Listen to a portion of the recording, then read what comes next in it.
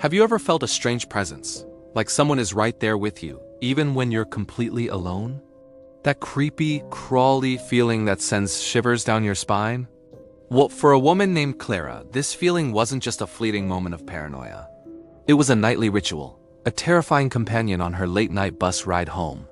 This is Hollow Street Season 5, Episode 5, The Passenger. Every evening, after a long shift at the downtown diner, Clara would catch the last bus, the 11B, which snaked its way through the quiet, dimly lit streets of her neighborhood. For weeks, she had been telling anyone who would listen, her friends, her coworkers, even the police, that she wasn't alone on these rides. She insisted that every single night, without fail, a figure would board the bus a few stops after her and take the seat directly to her right. The strange thing? No one else could see him. Her friends brushed it off as exhaustion. "You're just tired, Clara," they'd say. "Working those late hours is getting to you." The police were even less sympathetic, suggesting she was seeking attention or perhaps needed a psychological evaluation. But Clara knew what she experienced. She could feel the dip of the cushion as the unseen passenger sat down. She could sense the subtle shift in the air, a drop in temperature that always accompanied his arrival. Sometimes she swore she could even catch a faint, musty scent, like old, damp books. She described the presence as a man, though she could never make out his features.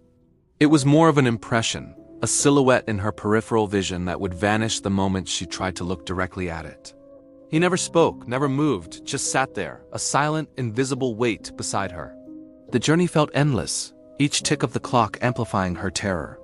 The worst part was the disembarking. Just before her stop, she would feel the seat spring back up, the cold spot beside her dissipating as suddenly as it had appeared. He was gone. Until the next night. Driven to the brink of madness and desperate for proof, Clara started leaving her phone's camera recording on the seat next to her, hoping to capture something, anything.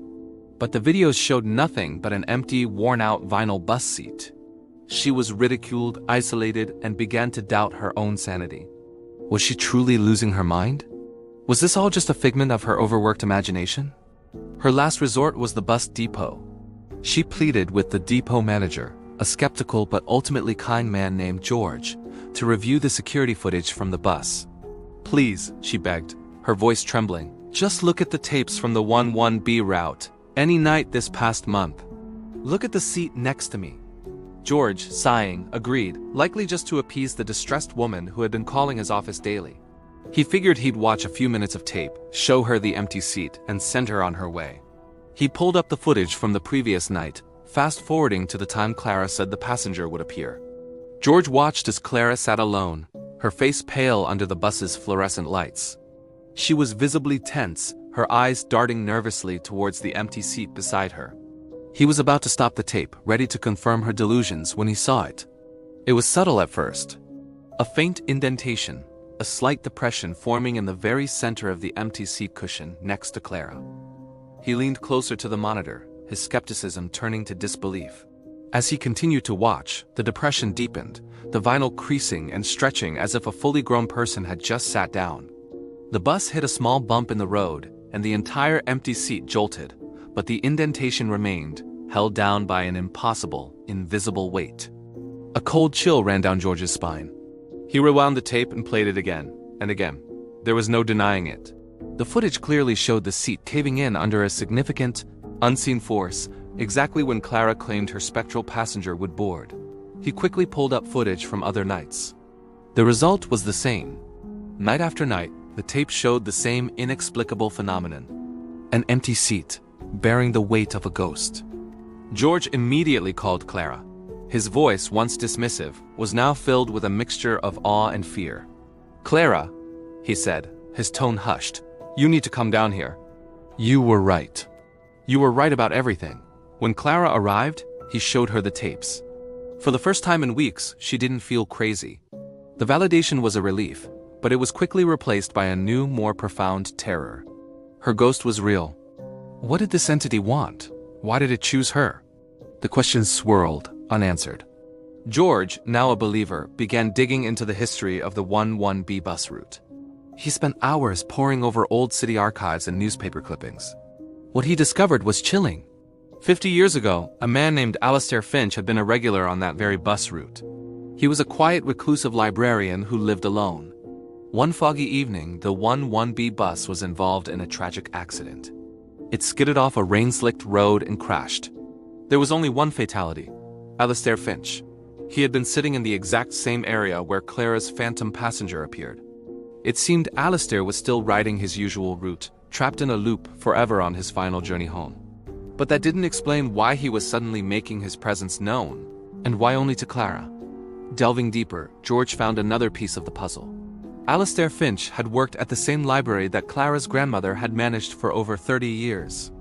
They had been colleagues, and according to old staff records, close friends. Could there be a connection? Clara called her grandmother, who was now living in a retirement community. When Clara mentioned the name Alistair Finch, her grandmother grew quiet. She then confessed a long-held secret. She and Alistair had been more than friends. They had been in love. But her family disapproved, as she ended the relationship shortly before his death, a decision she had regretted her entire life. She told Clara that Alistair had a distinctive habit.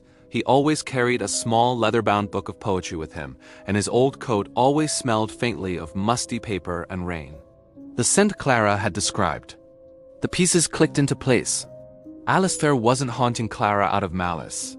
He was reaching out, perhaps mistaking her for the woman he had loved, or maybe sensing a familial connection.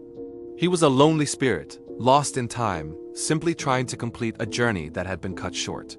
The next evening, armed with this new understanding, Clara boarded the 11B bus, not with fear, but with a strange sense of purpose.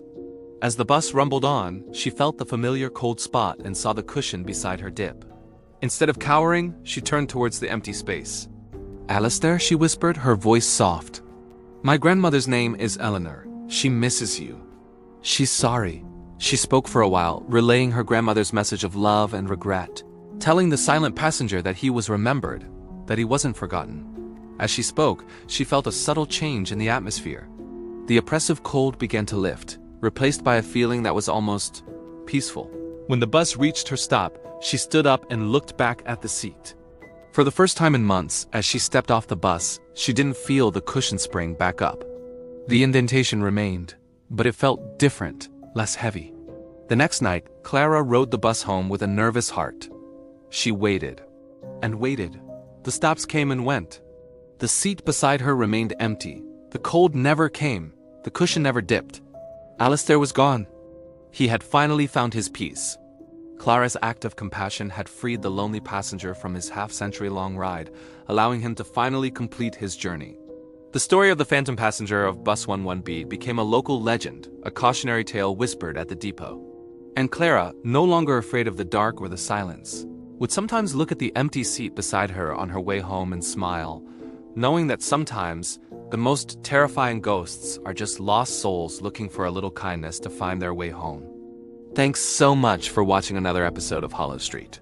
What would you have done in Clara's situation? Let me know in the comments below. And if you enjoyed this story, don't forget to hit that like button and subscribe for more chilling tales. We'll see you next time.